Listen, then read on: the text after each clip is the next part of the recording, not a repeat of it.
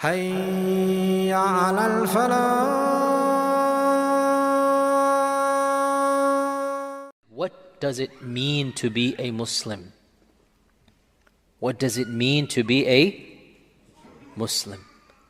Is it enough to say you're a Muslim and not do anything? There are so many in this land. We seek Allah's refuge, our own children and grandchildren, meaning the Muslim communities. There are so many whose parents are, mashallah, the best of the best. Board members, imams, du'at, coming Fajr Salah. And their sons and daughters have nothing to do with this religion whatsoever, other than the title, I'm a Muslim. They will not even take off Friday to come and pray Jumu'ah. They will not even care about Eid. But if you ask them, they say, oh, I'm a Muslim, yes. My parents are Muslim, yes. It's very common. Are they Muslim? Some ulama said no, some ulama said yes. And those that said no have a long list of evidences. Those that said yes, they primarily use this hadith. Because this is a man or an old man or woman is going to say he doesn't pray, he doesn't fast, he doesn't do anything. But he simply says, yeah, I remember my forefathers saying this word. I don't know what it means. And by the way, another tangent, completely irrelevant, yet so relevant. The Muslims who came to this land as slaves, they were not able to preserve their religion. They were not able to preserve their Islam. Completely. Allahu Alam how many Muslims came, but they are in the tens of thousands in the very least. Think about that, by the way. In the tens of thousands, Muslims were brought here from West Africa, from the coasts of Africa, from what is now Senegal and these regions. They were brought here as slaves. We know so many of them. Ayyub ibn Sulaiman, we know. And Bilali, we know. We know them. We have pictures of them. We have handwritten documents in the Smithsonian. We still have Qur'ans that they wrote from memory. We still have them in this land. These were slaves that had memorized the Qur'an. Some of them were ulama, some of them were princes. They came here.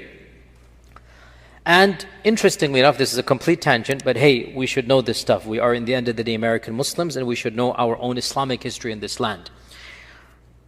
A very interesting quirk, by the way, and I'm watching the time, don't worry, and I did promise you Q&A. Everything is there, inshallah. But let me go into this tangent. It's not prepared, but it's very interesting. There was this slave owner back in the 1800s who came across a Muslim slave and appreciated the Islam of that slave and realized Muslims are educated, Muslims can manage finances, and Muslims are trustworthy. So he made it a point to purchase Muslim slaves. And he had a plantation off the coast of Georgia on an island called the Sapelo Islands. The Sapelo Islands is called. Okay? This is all history you should know. And so on the Sapelo Islands, there was a large concentration of Muslim slaves, believe it or not. And they would establish the salah. They had a masjid. That is actually the first masjid of America. They celebrated Eid. How do we know this? Because the owners and the descendants of the owners kept diaries. And they talked about these Muslim slaves.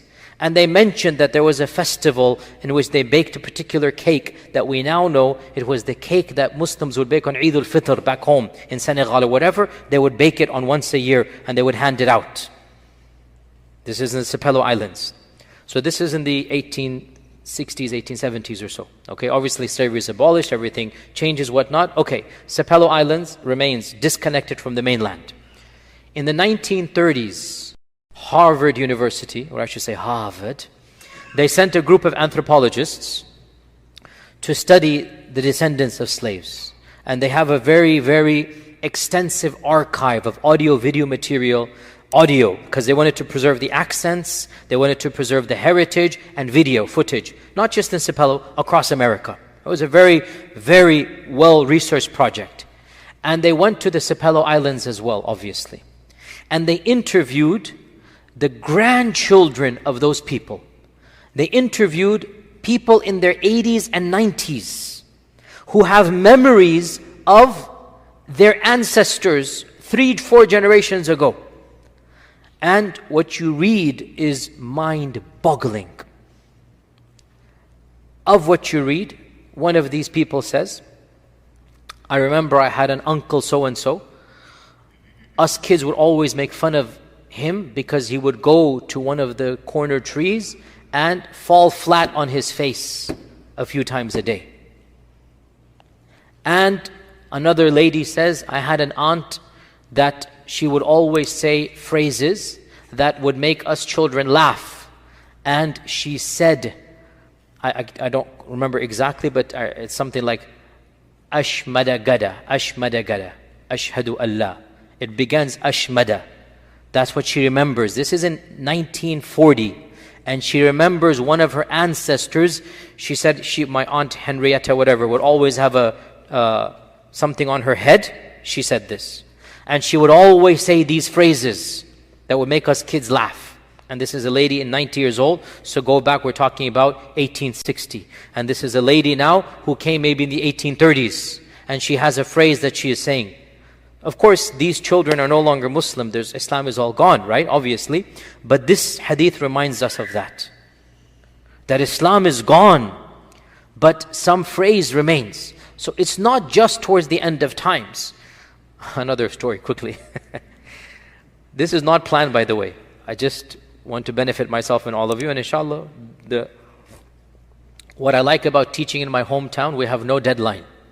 When I go somewhere else, I have a deadline, I have to leave. When I'm here, alhamdulillah, we can go on and on. If I spend another 2 weeks, what's the problem? We can benefit, inshallah, correct? Inshallah. If Allah gives us life, inshallah. So, another interesting anecdote and story. And this happened with me, or I met the person. Andalus. And inshallah, we will have a long series of Andalus someday, inshallah. It's one of my favorite topics, the detailed history of Andalus, the rise and fall of the Muslims of Andalus.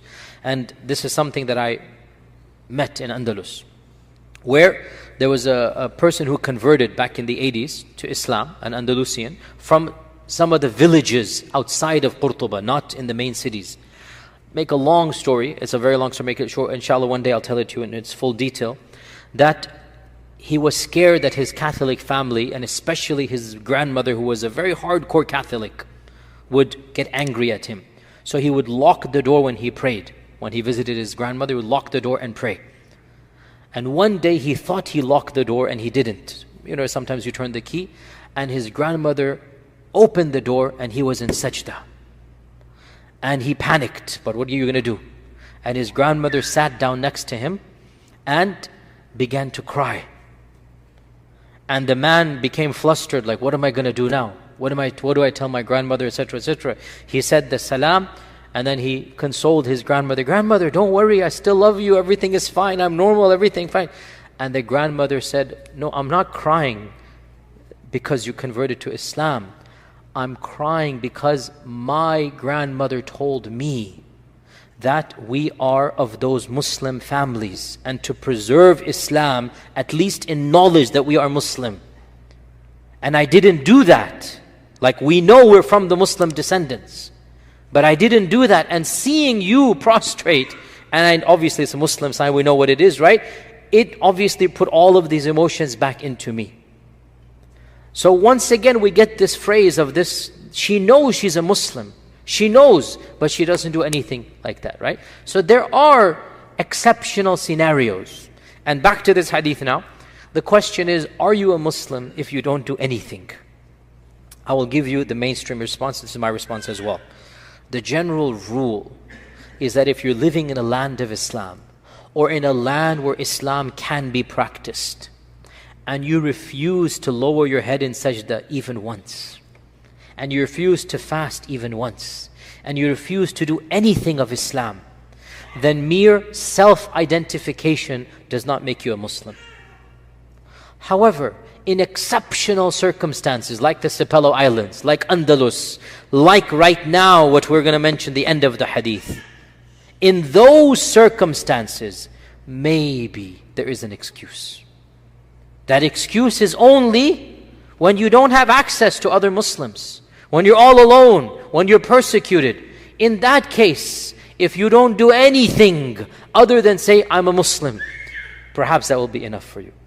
And this is proven in this hadith. And now we come back to this hadith and then we'll pause for today, inshallah ta'ala, and give you at least 6 minutes for Q&A, inshallah. Hudayfa said, a time will come when the Quran will be lifted up, nobody will pray, nobody will fast, nobody will do this. His student said, of what use is to say the kalima without doing any of these things? And Hudayfa turned away, turned away, turned away. The third time he said, Ya Sila, O my student whose name is Sila, Ya Sila, it will save them from the fire of hell. That kalima will save them from Jahannam. So when there's nothing left, perhaps identifying with Islam is all that is needed. But this is an exceptional situation and scenario. Now what this also shows, an elderly man will say, I remember my forefathers say La ilaha illallah, which means there shall be an entire generation that is raised after the wind of Yemen. There will be at least 40, 50, 60 years. And in that generation, the new generation that comes, maybe simply knowing there's something called Islam and wanting to be it could be their excuse.